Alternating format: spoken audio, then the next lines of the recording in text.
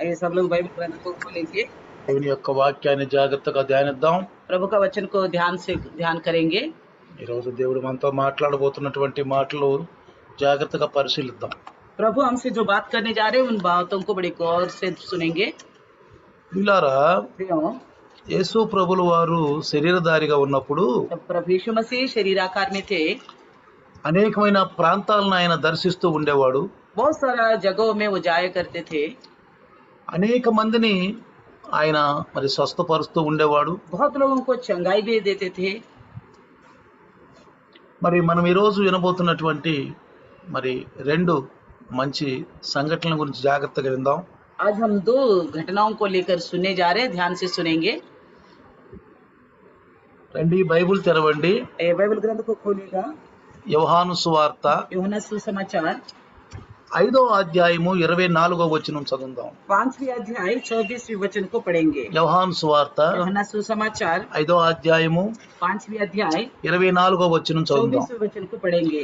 నా మాట విని నన్ను పంపిన వాని యందు విశ్వాసముంచువాడు నిత్య జీవము కలవాడు.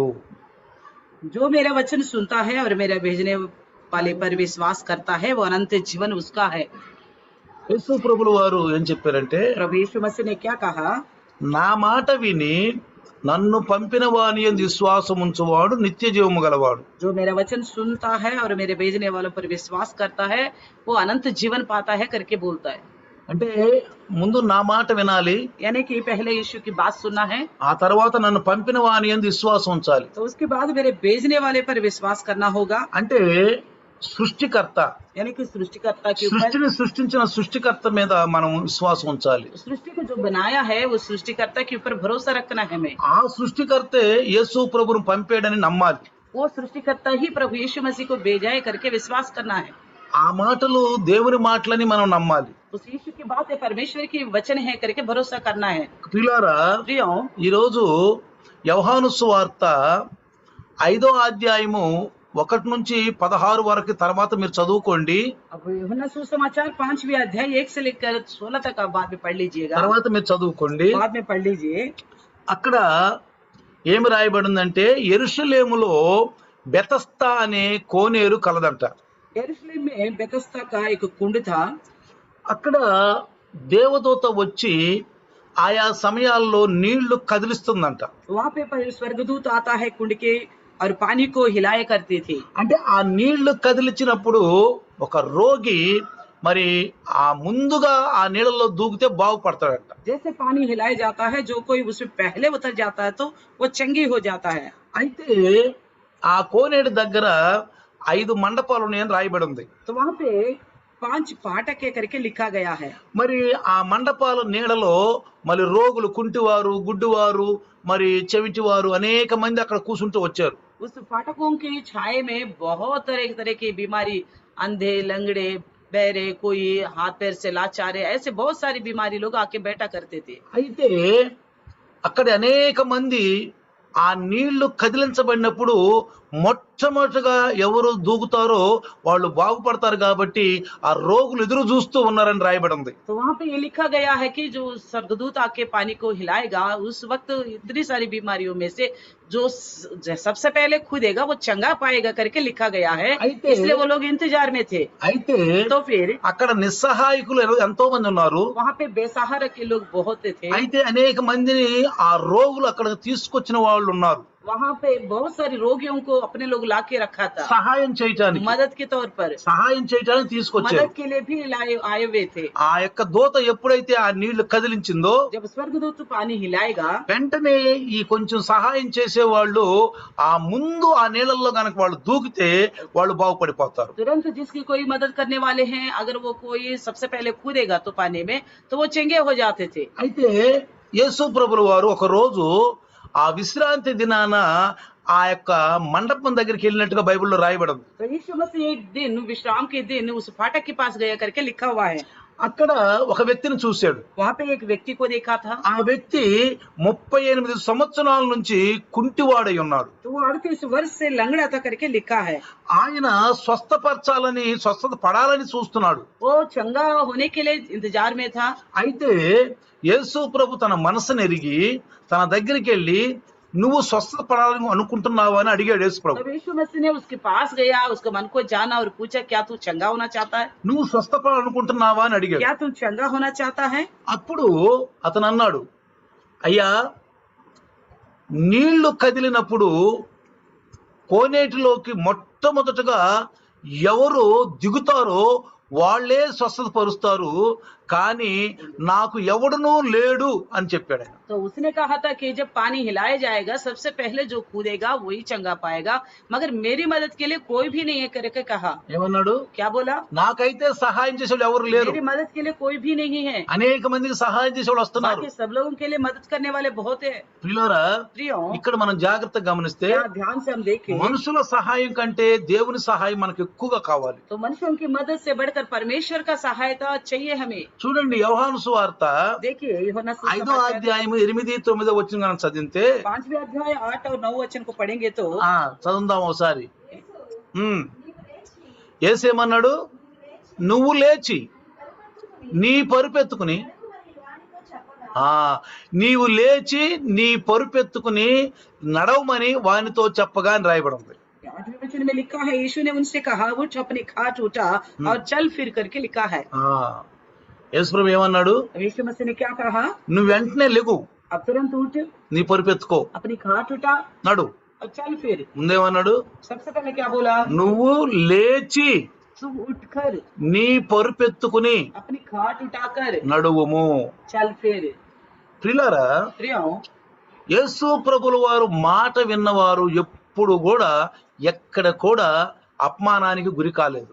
जो कोई भी मसीह यीशु की बात पर भरोसा रखता है वो कभी भी लज्जित नहीं हुआ है. ఎప్పుడు కూడా कभी भी ఏ విషయంలో కూడా. किसी भी विषय में. అందుకే యేసు ప్రభు అన్నాడు, इसलिए यीशु मसीह ने నా कहा, మాట విని मेरे बात నన్ను पर పంపిన వాని యందు విశ్వాసం ఉంచువాడు నిత్య జీవము గలవాడు. मेरे भेजने वाले पर विश्वास करने वाला अनंत जीवन पाता है. ఇప్పుడు యేసు ప్రభు వచ్చి अब यीशु मसीह आकर ఆ బెతస్తా కోనేరు దగ్గర बेतस्दा के कुंड के पास 38 సంవత్సరాల నుంచి కాసు కూసున్నాడు. तो वहाँ पे एक इंसान था जो 38 वर्ष से इंतजार में था. అక్కడ యేసు ప్రభు వచ్చినప్పుడు ఏమంటున్నాడంటే, वहाँ यीशु आके क्या कहता है? నాకెవ్వరూ లేరయ్యా, वो आदमी बोलता है, मेरे पास कोई नहीं है मदद के నాకెవ్వరూ लिए. లేరయ్యా, कोई सहायक नहीं है. నువ్వే నాకు సహాయం చేయి. तू ही मेरा मदद कर. నాకెవ్వరు లేరు కాబట్టి నువ్వే నాకు సహాయం मेरे చేయి. कोई मददगार नहीं है, इसलिए आप ही मेरा मदद ఈ करो. రోజు ఈ వాక్యం వింటున్న ద్వారా మనం తెలుసుకుంది ఏంటంటే, ये वचन सुनने की वजह से हमें क्या समझ में आता మనం है? ఏ బాధలున్నా ఏ శోధనలున్నా ఎలాంటి అనారోగ్యాలున్నా మనుషుల మీద ఆధారపడకుండా, ఈ యొక్క ప్రకృతి విషయాల మీద ఆధారపడకుండా యేసు ప్రభు మీద ఆధారపడాలి. हमारे पास कोई भी परेशानी क्यों ना हो, ना कोई बीमारी क्यों ना हो, तो ऐसा में हम मनुष्यों पर ना निर्भर हो, ना प्रकृति के ऊपर, तो केवल मसीह यीशु पर ही निर्भर होना चाहिए. నాకెవ్వరు లేరయ్యా అంటున్నాడు. कहता है वो, मेरे पास कोई नहीं है, నాకెవ్వరు లేరే సహాయం मेरा कोई చేసేవాడు. नहीं है मदद करने वाला. ఎవరైతే ఒంటరి జీవితం గడుపుతున్నారో, जो कोई अकेला जिंदगी जीता है, నాకెవ్వరు లేరని బాధపడుతున్నారో, मेरे पास कोई नहीं है करके चिंता में నాకెవ్వరు है, లేరని సహాయం చేయడానికి బాధపడుతున్నారో, कोई मदद के लिए है ही नहीं करके ఈ चिंता రోజు में है. వాళ్ళ కొరకు దేవుడు ఇస్తున్నటువంటి మంచి మాటలు ఇవి.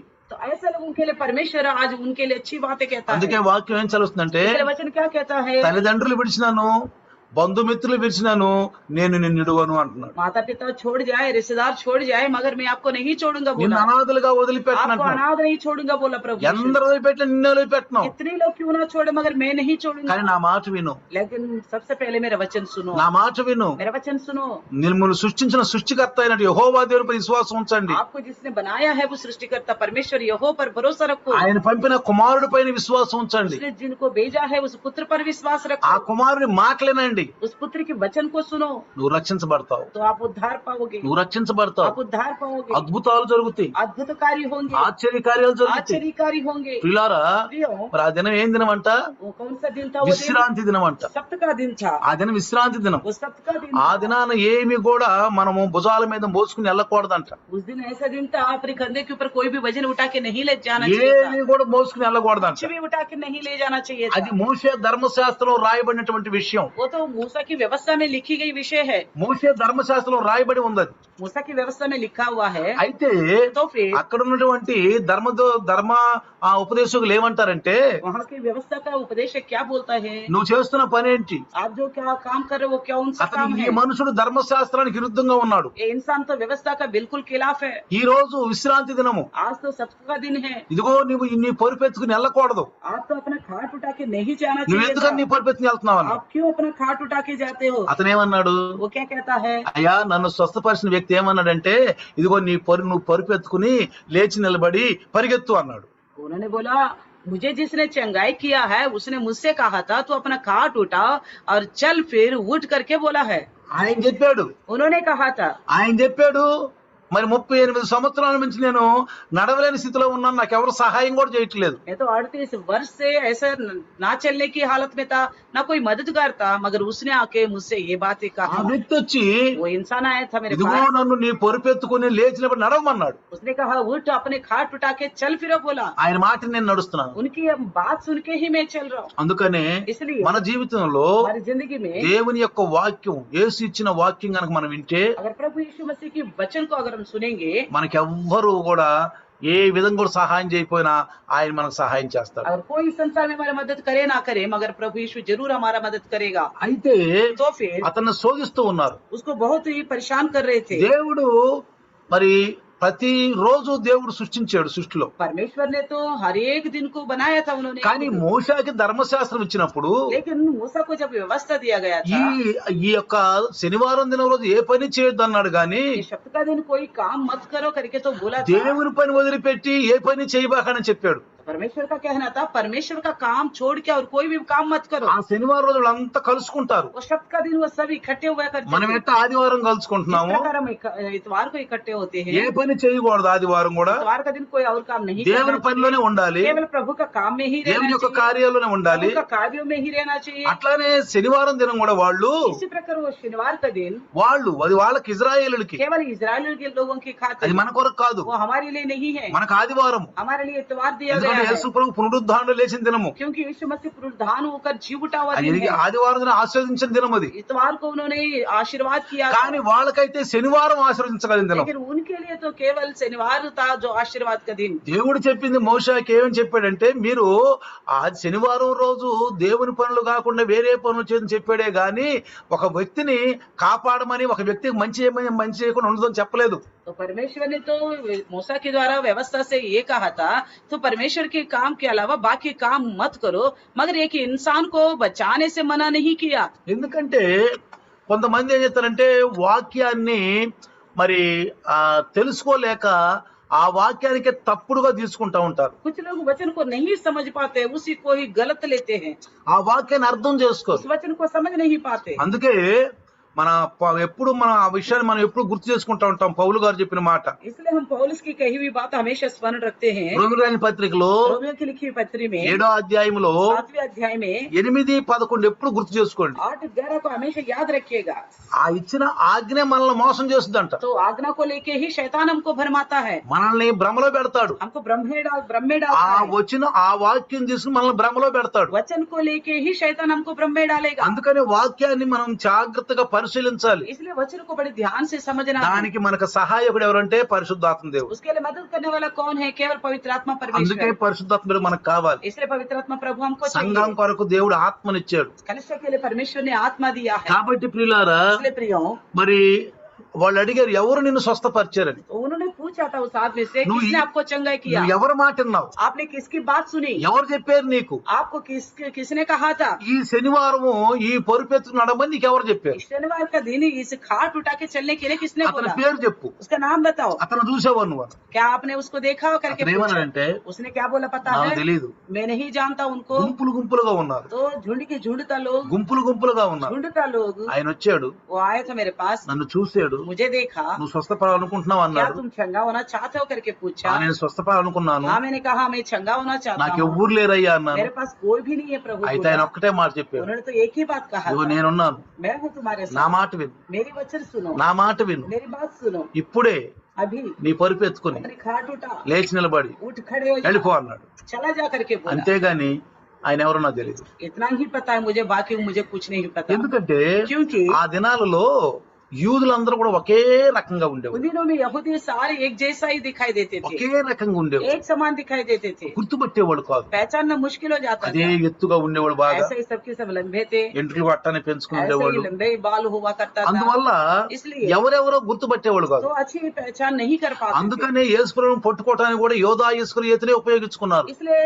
यीशु मसीह को पकड़ने के खातिर भी यहूदा इस्करियत को ही इस्तेमाल किया ఆ उन्होंने, గుర్తుపట్టడానికి. क्यों पहचानने के लिए। కాబట్టి इसलिए ఈ వ్యక్తి ఎప్పుడైతే చెప్పాడో जैसा उसने बताया था, నాకు తెలియదయ్యా అని, मैं नहीं जानता उनको, నాకు తెలియదన్న. मैं नहीं जानता हूँ। అయితే ఒక రోజు అతన్ని హింసించటం యేసు ప్రభు చూచాడు. तो उसको परेशान कर रहे थे, सता रहे थे। प्रभु यीशु ने देखा उस చూడండి स्थिति को। యోహాను సువార్త यूहन्ना सुसमाचार 5वें अध्याय 5:14 మనం చదివితే, 14 वचन को अगर हम पढ़ेंगे तो, యోహాను సువార్త 5:14 చదివితే, यूहन्ना 5:14 हम అటు पढ़ेंगे तो, తర్వాత యేసు దేవాలయములో వారిని చూసి, ఇదిగో స్వస్థత నొందితివి, మరి ఎక్కువ కీడు నీకు కలుగుకున్నట్లు ఇక నువ్వు పాపము చేయకుమని చెప్పాను. इन बातों के बाद वह यीशु को मंदिर में मिला। यीशु ने उससे कहा, देख तू चंगा हो गया है, फिर से पाप मत करना, ऐसा न हो कि इससे कोई भारी विपत्ति तुझ पर आ पड़े। Praise the Lord. చూడండి పిల్లారా, देखे प्रियो, ఆ బెతస్తా కోనేరు దగ్గర కనపడ్డటువంటి యేసు ప్రభు बेतस्दा के कुंड के पास जो मिला था यीशु मसीह, అతని నిస్సహాయ స్థితి చూసి, वो तो बेहालत था, कोई అతని सहायता नहीं ఒంటరి था, వాడు అతను సహాయం చేసేవాడు లేరని చూసి, वो अकेला था, उसको मदद करने वाला कोई नहीं है ఆయన बोल के, ఇబ్బందుల్లో బాధల్లో ఉన్నాడని చూసి, वो परेशानी और दिक्कतों में करके देखकर, ఆయన బేసహారాన్ని చూసి वो बेसहारा करके देखकर ఆయన్ని స్వస్థపరిచాడు. उनको चंगा किया ఈ है। రోజు నువ్వు आज के दिन आप అయ్యా నాకు ఎవ్వరు లేరయ్యా, प्रभु मेरा कोई नहीं है, చాలా మందులు వాడాను, बहुत सारे दवाई इस्तेमाल किया, డాక్టర్ దగ్గరికి వెళ్ళాను, डॉक्टर के पास भी गया हूँ, ఎన్నో తండ్రి డబ్బులు ఖర్చు పెట్టాను, बहुत सारा पैसा लगा चुका हूँ, మనుషుల వల్ల నేను మోసపోయాను. मनुष्यों के द्वारा मैं धोखा खाया हूँ, అయ్యా మనుషుల వల్ల నేను మోసపోయాను, मनुष्यों के द्वारा धोखा खाया हूँ నాకు प्रभु। సహాయం చేసేవాళ్ళు ఎవరు లేరు, मेरे मदद करने वाला कोई भी नहीं నేను है, మోసపోయాను అయ్యాను. मैं धोखा खाया हूँ యేసు प्रभु। ప్రభు దగ్గరికి వచ్చి मसीह यीशु के पास आकर ఆయన మాట విని उनकी बात सुनकर ఆయన గ్రహిస్తే उनको स्वीकारने से ఆయన అద్భుతాలు वो చేస్తారు. अद्भुत कार्य करेगा। అందుకే అబ్రహాంతో ఏమన్నా తెలుసా, इसलिए अब्राहम से क्या कहा पता है, నాకు అసాధ్యమైంది ఏదైనా ఉందా అని అడిగాడు. मेरे लिए नामुमकिन काम कुछ भी है, ఏమన్నాడు, क्या बोला, నాకు అసాధ్యమైంది ఏదన్నా ఉందా. मेरे लिए नामुमकिन काम कुछ है क्या।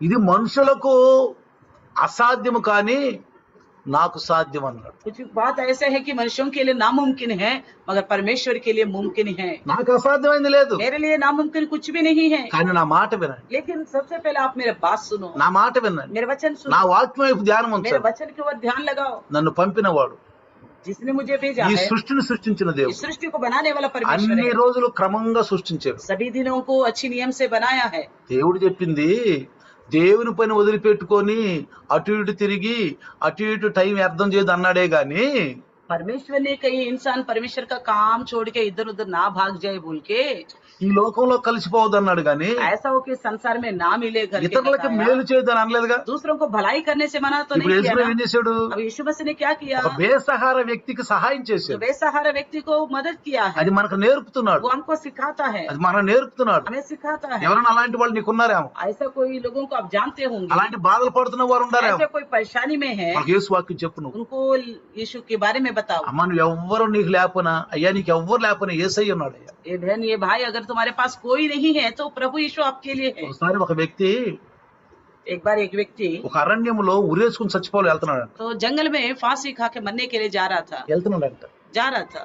అయితే అక్కడ ఒక వ్యక్తి యేసుని గురించి చెప్తున్నాడంట. वहाँ पे एक व्यक्ति यीशु के बारे में बता रहा था। మనల్ని ప్రేమించే ఒక వ్యక్తి ఉన్నాడు. हमें प्यार करने वाला भी एक व्यक्ति है। అంటే ఇతని కుటుంబస్తులు ఇతను ప్రేమించలేదు. यानी कि जो फांसी खाने के लिए सोच रहा था, उसका परिवार के लोग उसे प्यार नहीं कर रहे थे। తన యొక్క భార్య తనను ప్రేమించలేదు, पत्नी ही उनसे प्यार नहीं తన कर భర్త తనను पति ప్రేమించలేదు, ही उनसे प्यार नहीं తన कर रहे బిడ్డలే తనను थे, बच्चे ప్రేమించలేదు, भी प्यार नहीं कर रहे थे, తన బంధుమిత్రులే తనను ప్రేమించలేదు. रिश्तेदार भी उनको प्यार नहीं कर ఆ रहे थे। ప్రేమ లేక वो प्यार के बिना, ఆ ప్రేమ లేక प्यार ना होने की वजह से అందరిపైన అసహించుకొని सबके ऊपर घृणा करते నువ్వు हुए చనిపోదామని వెళ్తున్నాడంట. वो खुद को फांसी खाने के लिए जा దీన్ని रहा అందరూ था। వదిలిపెట్టొచ్చు, इस प्रकार आपको सब छोड़ सकता है, దీన్ని అందరూ వదిలిపెట్టొచ్చు, सब छोड़ सकते हैं आपको, కానీ యేసు ప్రభు వదిలిపెట్ట. मगर प्रभु यीशु नहीं छोड़ेगा, యేసు ప్రభు వదిలిపెట్టడు. नहीं छोड़ेगा प्रभु यीशु। అక్కడ ఆ వ్యక్తి వాక్యం చెబుతున్నప్పుడు जैसा वो व्यक्ति वचन बता रहा था, వెళ్ళి అడిగాడంట, उसने जाके पूछा, ఏంటి ప్రేమించే ఒక వ్యక్తి ఉన్నాడా అని. क्या मुझसे प्रेम करने वाला कोई व्यक्ति है? ఈ లోకం అంతా అబద్ధాలు, ये संसार तो सारा ఈ झूठ से भरा हुआ కుటుంబం, ఈ है, బిడ్డలంతా అబద్ధాలు, ये परिवार के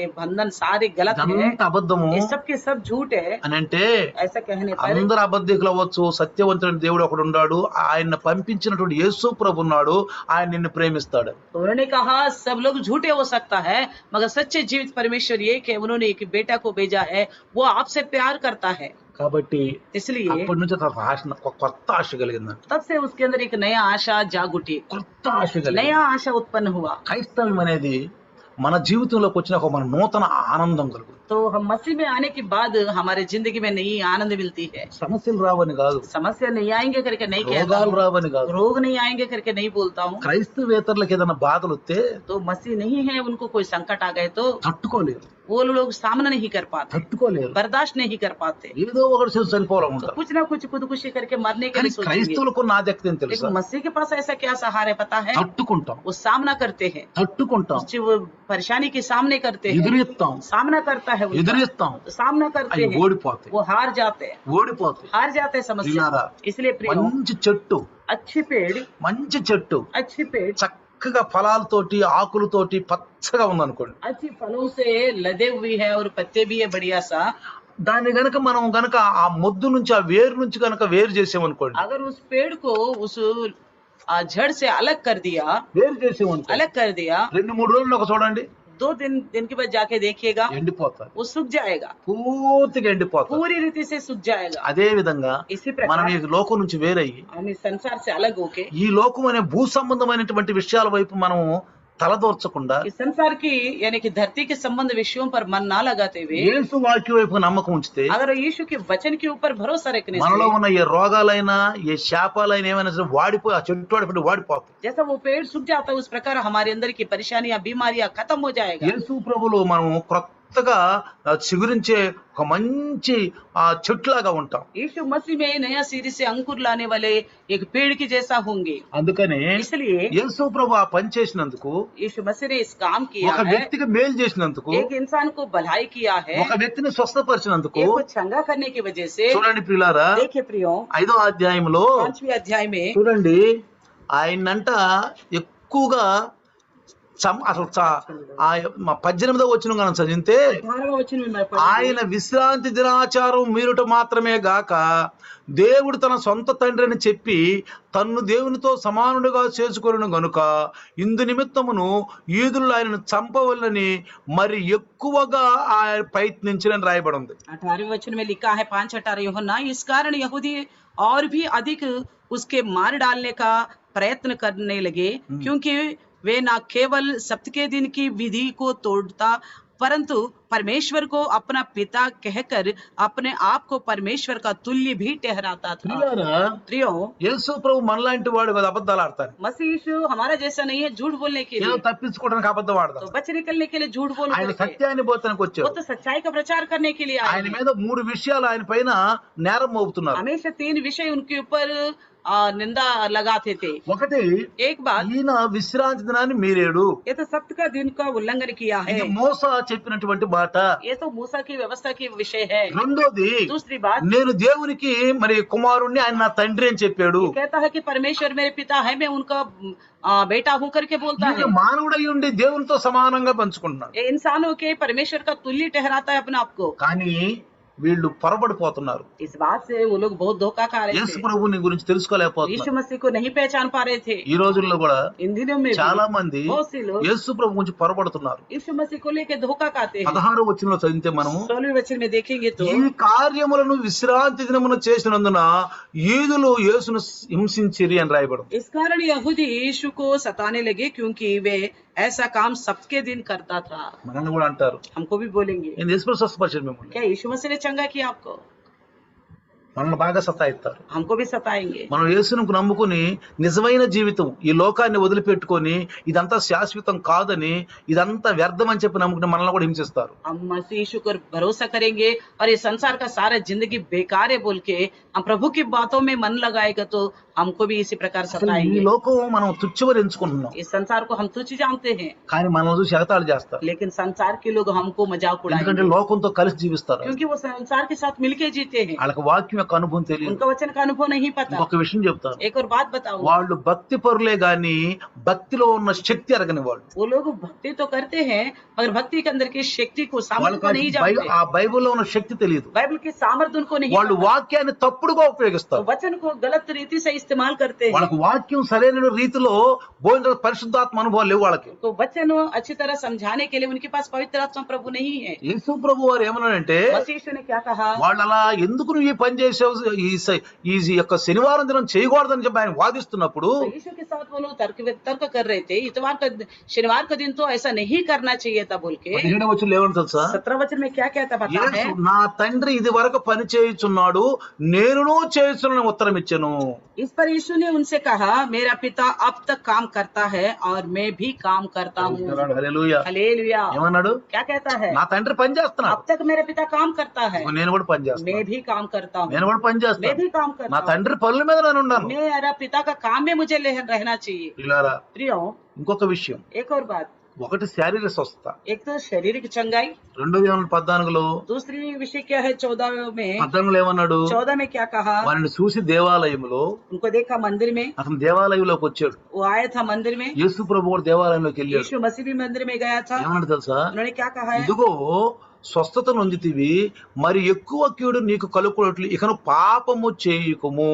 देख तू चंगा हो गया है, फिर से पाप मत करना, ऐसा ना हो कि इससे कोई भारी विपत्ति तुझ पर आ पड़े। అర్థమవుతుందా? समझ में आ रहा है? ఇప్పుడైతే నీకు నడవటానికి కాళ్ళల్లో కీళ్ళల్లో సత్తువే లేదు నీకు, अभी तक तो आपको चलने के लिए पैरों में शक्ति नहीं थी, కానీ लेकिन మరలా నువ్వు పాపం చేసావు అనుకో, अगर तुम दोबारा पाप करोगे तो ఏమంటున్నాడు, क्या कहता है, ఇంతకంటే ఎక్కువ కీడు నీకు కలుగుద్ది. कहता कि इससे अधिक भारी विपत्ति तुझ पर आ पड़ेगा। చూడండి ప్రభు ఏమంటున్నాడు, యేసు ప్రభు. देखिए प्रभु क्या कहता है, నువ్వు శారీరక స్వస్థత నీకు జరిగిపోయింది. आपको तो शरीर की चंगाई हो चुकी है। చాలా మందికి దేవుడు కృప చూపించి శారీరక స్వస్థత చేస్తాడు, तो बहुत लोगों को प्रभु कृपा दिखाएगा और शरीर की चंगाई कर కానీ देता है, పాపం మానరు, लेकिन वो इंसान पाप को नहीं छोड़ता, పాపాన్ని వదిలిపెట్టరు, पाप को नहीं छोड़ता, చెడ్డ కార్యాలు చేసి बुरे వదిలిపెట్టరు, कामों को करना नहीं छोड़ता, కానీ స్వస్థత మాత్రం పొందుతారు. लेकिन चंगाई तो पाते हैं।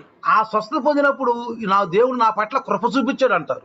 तो चंगाई पाके कहते हैं कि परमेश्वर ने मेरे प्रति कृपा दिखाया, మంచిదే, अच्छी बात కానీ है, పాపం చేయబాకండి. लेकिन पाप मत करना आगे को। ఇప్పుడు శారీరక స్వస్థత, अभी तो शरीर की चंगाई, ఆత్మిక స్వస్థత आत्मिक चंगाई రెండు కావాలి. दोनों चाहिए, శారీరక స్వస్థత కావాలి, शरीर की चंगाई भी चाहिए, ఆత్మ స్వస్థత కూడా आत्मिक కావాలి. चंगाई भी అంటే चाहिए, హృదయం శుద్ధంగా यानी ఉండాలి, कि हृदय शुद्ध होना है, హృదయం శుద్ధంగా ఉండాలి. हृदय शुद्ध होना है। కాబట్టి इसलिए ఆత్మీయ స్వస్థత శరీర స్వస్థత ఎవరైతే నొందుతారో जो कोई शरीर की चंगाई पाते हैं, దేవుడు మనల్ని బాగు చేశాడని परमेश्वर ने हमको चंगा किया बोलते हैं, పూర్తిగా పాపం నుంచి లోకం నుంచి వేరై జీవించాలి మనం. ऐसा इंसान पूर्ण रीति से पाप से संसार से अलग होके जीना पड़ेगा। నేను ఎప్పుడు చెప్తాను मैं మీకు, हमेशा कहता हूँ, నువ్వు అన్ని జనులు నీ ఇంటి ఎదురుగా ఉన్నప్పుడు अगर आपके सामने अन्य जाति है, అన్ని జనులు अन्य जाति लोग యేసు ప్రభువుని నమ్ముకోవాలి, वो मसीह यीशु पर भरोसा नहीं వాళ్ళకి किया, బైబిల్ తెలియదు, उनको बाइबल नहीं पता, వాళ్ళ మందిరాలకి చర్చిలకి వెళ్ళరు, वो चर्च में नहीं వాళ్ళ जाते, కాపర్ లేడు, उनको चरवाहा भी नहीं है, మనకు వాక్యం లేదు. उनके पास वचन भी नहीं నువ్వు है। వాళ్ళని నువ్వు టాలీ చేసుకో, तुम उनको देखकर अपना आप को उनके साथ तुलना करो, తల నుంచి అరికాల వరకు सर से लेकर पैर तक, వాళ్ళ వేషధారణ నీ వేషాన్ని చూసుకో. उनकी वेशभूष देखो, अपना वेशभूष देखो, నీకు వాళ్ళకి ఏమైనా తేడా ఉందా? उनके और आपके बीच में कोई अंतर है? తేడా కనపడాలి. अंतर होनी चाहिए, ఎక్కడ భౌతికంగాను, भौतिक तौर पे भी, అంటే పైవేషం, ऊपरी वेश को देख कर, పైవేషంగాను, ऊपरी वेश को भी देखो, ఆత్మీయ విషయంలో, आत्मिक के विषय में ఈ भी, రెండు విషయంలో ये दोनों विषयों में తేడా కనపడాలి. फर्क होना चाहिए। చాలా మంది అంటారు बहुत से लोग बोलते ఆ हैं దేవుడు హృదయాన్ని చూస్తాడంట, परमेश्वर तो हृदय को देखता है, పై పై చూడంట, ऊपरी वस्तुओं को नहीं देखता పై बोलते పై हैं, చూడంట, ऊपरी పై वस्तुओं को పైనే नहीं వాళ్ళ देखते। మోజులు తీర్చుకోవచ్చు. यानी कि ऊपर ऊपर तो अपना इच्छा को पूरा कर सकते దేవుడు हैं, అంటే హృదయాన్ని చూస్తాడంట. तो परमेश्वर केवल हृदय को ही देखेगा కానీ बोलते हैं। ఏమన్నాడు, लेकिन क्या कहा? హృదయము నిండినట్టు మనిషి పని చేస్తాడు. जैसा हृदय बढ़ता है वैसा इंसान काम करता నీ है करके बोला। హృదయంలో ఏ కోరిక పుట్టిందో ఆ కోరిక నీ శరీరం మీద వచ్చుద్ది. आपकी हृदय में जो इच्छा पैदा हो जाती है वही इच्छा पूरा होते हुए आपके शरीर में दिखता है। ఇప్పుడు నా హృదయంలో ఒక ఆలోచన పుట్టింది, मान लीजिए मेरे हृदय में एक विचार उत्पन्न हुआ, ఏమే क्या నేను करेंगे? రంగు చేసుకోవాలి తలకి, बालों को सफेद बालों को काला करना है, నా హృదయంలో పుట్టింది. मेरे हृदय में आ गया, నేనేం చేస్తాను? मैं क्या करूंगा? వెంటనే గోద్రేజ్ వాళ్ళకి పోయి రంగు तो తెచ్చుకుంటా, तुरंत गोदरेज का कलर लेके आऊंगा, ఆ కంపెనీ తెచ్చుకుంటా, तो कंपनी से ले आऊंगा, బ్రష్ తెచ్చుకుంటా, तो ब्रश लाऊंगा, చక్కగా వేసుకుంటా अच्छी కూర్చుంటా. तरह लगाते हुए बैठूंगा। అంటే यानी कि నా హృదయంలో పుట్టింది ఇది. ये विचार जो मेरे हृदय में నా उत्पन्न హృదయంలో हुआ, కూడా తప్పు అనుకున్నాను అనుకో, अगर मैं इस हृदय के अंदर ही उसको मैं डांट देता, పై వేషానికి రాదు ఇక. तो तब तक वो ऊपर तक नहीं पहुंचेगा మరి यहाँ అన్ని से। జనులు फिर अन्य जाति చర్చి లేదు, వాళ్ళకి चर्ची नहीं है, उनके पास వాక్యం లేదు, वचन नहीं है, కాపర్ లేదు, चरवा नहीं है, బైబుల్ లేదు. बाइबल भी మరి नहीं है। వాళ్ళను నువ్వు చూసుకో, उनको तो सामने कर रख के ఏంటి बोलो, వాళ్ళకి నీకు తేడా? क्या फर्क है उनके और आपके बीच ఒక్కటే में? తేడా. एक ही फर्क है। వీలైతే నువ్వు ఆదివారం చర్చికి వెళ్తావు, हो सकता तो आप इतवार को चर्च जाते నువ్వు हो, బైబిల్ చదువుతావు, बाइबल पढ़ते हो, నువ్వు యేసు అంటావు. तुम यीशु बोलते हो, వాళ్ళు చర్చికి వెళ్ళరు, ना वो चर्च जाते వాళ్ళు हो, బైబిల్ ना చదవరు, बाइबल पढ़ते हो, వాళ్ళు ఇంకెక్కడికెక్కడికి వెళ్తారు. और कोई नाम लेते हो। ఈ తేడా తప్పితే इस फर्क के अलावा ఆత్మీయంగా ఏ తేడా లేదు నీలో. आत्मिक तौर पर कोई फर्क नहीं है उनके और ఆమె आपके बीच में। వేషధారులు అన్నాడు. ऐसा लोगों को यह वेशधारी पागल ఏమన్నాడు? लोग, వేష వేసుకునే వాళ్ళు అన్నారు. तो वेश बदलने वाले करके बोला। ఎందుకన్నా మాట? क्यों बोला? కొంతమంది చూడండి, कुछ लोगों को देखिए, డ్రామా యాక్టర్లు ड्रामा एक्टर మేకప్ వేసుకుంటారు. मेकअप करते हैं, మేకప్ వేసుకున్నప్పుడు मेकअप जैसे करते हैं, ఆ శరీరంలో బొక్కలు బొక్కలు అన్ని పూడ్చుకుంటారు. तो जितनी शक्ल में गड्ढे गड्ढे हैं वो सब भर जाते हैं, అన్ని మేకప్ తో పూడ్చుకుంటారు. सारे मेकअप से भर जाएगा। ఆ మేకప్ తీసినాక जैसे मेकअप उतारेंगे ఎలా ఉంటది? कैसा रहेगा, ఎలా కనపడతారు? कैसे दिखेगा? అందుకని యేసయ్య అన్నాడు, इसलिए यीशु मसीह ने నువ్వు कहा, అన్ని జనుల్లాగా వేసి వేసు బాబా అన్నాడు. आप अन्य जाति के जैसा वेश मत लगाओ। ఇక్కడ ఏమంటున్నాడు? क्या कहता है? నీవు స్వస్థత పడ్డావు, आप तो चंगा हो चुके हो, భౌతికంగా నువ్వు స్వస్థత పడ్డావు, भौतिक तौर पर चंगे हो चुके हो, కానీ लेकिन నువ్వు జాగ్రత్తగా చూడు, ఏ పాపం చేయబాక, ఇంతకంటే కీడు ఎక్కువ వస్తుంది నీకు. आप सावधान से रहना, कोई पाप मत करो, इससे बढ़कर विपत्ति आप पर आ పాపం అంటే पड़ेगा। దేవుని ఆజ్ఞ ఉల్లంఘించొద్దు, पाप का मतलब परमेश्वर की आज्ञाओं को उल्लंघन मत करना, దేవుని ఆజ్ఞను ఉల్లంఘించొద్దు, परमेश्वर की आज्ञा వ్యతిరేకించొద్దు, का उल्लंघन मत करना, దేవుని ఆజ్ఞను వ్యతిరేకించొద్దు. प्रभु की आज्ञा का उल्लंघन मत करना। నేను స్వస్థత పడ్డానులే, मैं तो चंगा हो चुका ఇక हूँ, ఏదైనా చేసుకోవచ్చు. मैं कुछ भी कर सकता हूँ, దేవుడు అందు నాకు కృపణ అయింది ఉంది, परमेश्वर का अनुग्रह मुझ पर है, దేవుని కృపణ అయింది ఉంది. परमेश्वर का कृपा చాలా मुझ पर మంది है। ఇలాంటి విషయాలు చూసుకుంటా ఉంటారు. बहुत से लोग ऐसा ही सोचते हैं, దేవుని కృపణ అయింది ఉంది, प्रभु की कृपा मुझ पर है, దేవుని కృపణ అయింది ఉంది, प्रभु की कृपा मुझ पर है, నేనేం చేసినా కానీ దేవుడు मैं ఏమనుకోడు. कुछ भी करूँगा तो चलेगा, कुछ చూడు नहीं నాకు ఎంత बोलेगा। రోగం బాగు చేశాడు, देखो प्रभु ने मुझे कैसा ठीक किया చూడు है, నన్ను దేవుడు ఎంత స్వస్థపరిచాడు, देखो प्रभु ने मुझे कितना चंगाई దేవుడు किया। నాకు ఏమది అడిగితే ఇస్తున్నాడు. प्रभु में जो कुछ मांगता हूँ वो दे देता है। ఎందుకు ఇస్తున్నాడు? क्यों देता है? ఇంకా మారతావేమో, और भी बदल जाओगे, ఇంకా తెలుసుకుంటావేమో, और भी जान लोगे, ఇంకా प्रभु के లోకం बारे నుంచి में, బయటకు వస్తావేమో. और भी संसार से अलग हो जाओगे बोल के। మన మీద కృప చూపిస్తున్నాడే గాని మనం ఏదో పెద్ద నీతిమంతులని మనల్ని ఏదో ఆయన రక్షించట్లా. हमारे ऊपर वो कृपा दिखाता है, ऐसा नहीं हम बहुत बड़ी धर्मी है बोल के। యేసు ప్రభుల వారు చెప్పిన प्रभु यीशु మాటే मसीह क्या कहता है? ఆనాడు ఇజ్రాయేలుతో దేవుడు చెప్పాడు, जैसे परमेश्वर ने उन दिनों में इजरायलियों से कहा था, మీరేదో బలవంతులని, आपको ये सामर्थ्य है बोल के, మీరేదో శక్తివంతులని, आपके पास कोई शक्ति समझकर మిమ్మల్ని ఐగుప్తు నుంచి తీసుకురాలేదు, आपको मैं मिस्र से लेके नहीं आया, నా నామాన్ని మహింపరచ కోసం मैं చేశాను, अपने नाम की महिमा की खातिर ही ये कर నా रहा हूं। కృప మీ యందు ఉంచాను. मेरा अनुग्रह तुम पर रखा था मैं। అర్థమవుతుందా పిల్లరా? समझ में आ रहे प्रियो? అర్థమవుతుంది కదా? समझ में आ रहे? కాబట్టి इसलिए యేసు ప్రభు ఆ బెతస్తా కోనేరులో కనపడ్డ యేసు ప్రభు మందిరంలో కనపడ్డాడు. जो बेथेस्दा की कुंड के पास दिखा था उस व्यक्ति से, वही व्यक्ति से दोबारा मंदिर में मिला నువ్వు था। ఎక్కడైనా స్వస్థపడొచ్చు, आप कहीं पे भी चंगा पा सकते हो, కానీ लेकिन మందిరంలోకి వచ్చినప్పుడు మనం చాలా జాగ్రత్తగా ఉండాలి. तो मंदिर में जब आएंगे बड़ी सावधान से रहना पड़ेगा, దేవుని వాక్యం వినాలి, प्रभु का वचन ध्यान से सुनना ఏదైనా होगा, తప్పులుంటే క్షమించమని అడగాలి. कोई गलती हो तो क्षमा मांगनी होगी। అర్థమవుతుందా? समझ में आ रहे? అందుకని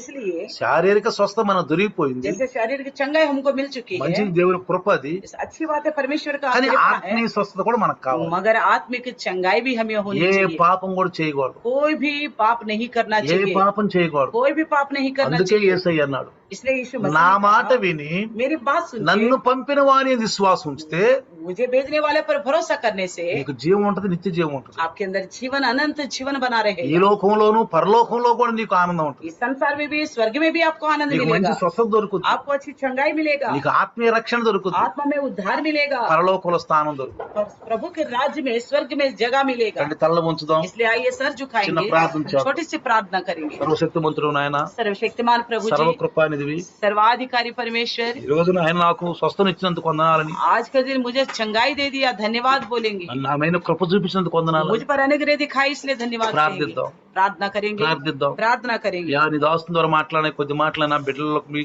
హృదయంలో చొచ్చుపోయి సహాయం చేయండి. प्रभु आपके दास के द्वारा बताए गए छोटे से वचन हरेक के हृदय में प्रवेश होने पाए। అయ్యా శారీరక స్వస్థతే కాదు, ఆత్మిక స్వస్థ కూడా కావాలి. प्रभु शारीरिक चंगाई नहीं प्रभु, आत्मा में भी चंगाई चाहिए భక్తి प्रभु जी। చేస్తున్నామంటే భక్తిలో ఉన్న శక్తి కూడా మాకు కావాలి నాయన. अगर भक्ति कर रहे तो प्रभु जी भक्ति के अंदर का सामर्थ्य भी, ఈ शक्ति भी లోకం हमें నుంచి चाहिए। వేరైపోవాలి నాయన. हम तो इस संसार से अलग होना है ఈ प्रभु, లోకంలో ఉన్న వాడిని చేరైపోవాలి. इस संसार के विषयों से हमें अलग रहना है, భౌతిక రూపంగాను ఆత్మ రూపంగాను ప్రభు. भौतिक तौर पर भी आत्मिक तौर पर भी प्रभु ఈ जी। దాసుని ద్వారా నేను కొద్ది మాటలు యేసునామములో దీవించును प्रभु గాక. आपके दास के द्वारा बोए गए वचन यीशु के नाम से आशीर्वाद पाए। आमीन. आमीन। हमारे पिता परमेश्वर का प्यार, प्रभु यीशु मसीह का महान कृपा, पवित्र आत्मा का सहभागिता आज और कल युगान युग तक सदा काल इम्मानुएल बन के रहे प्रभु.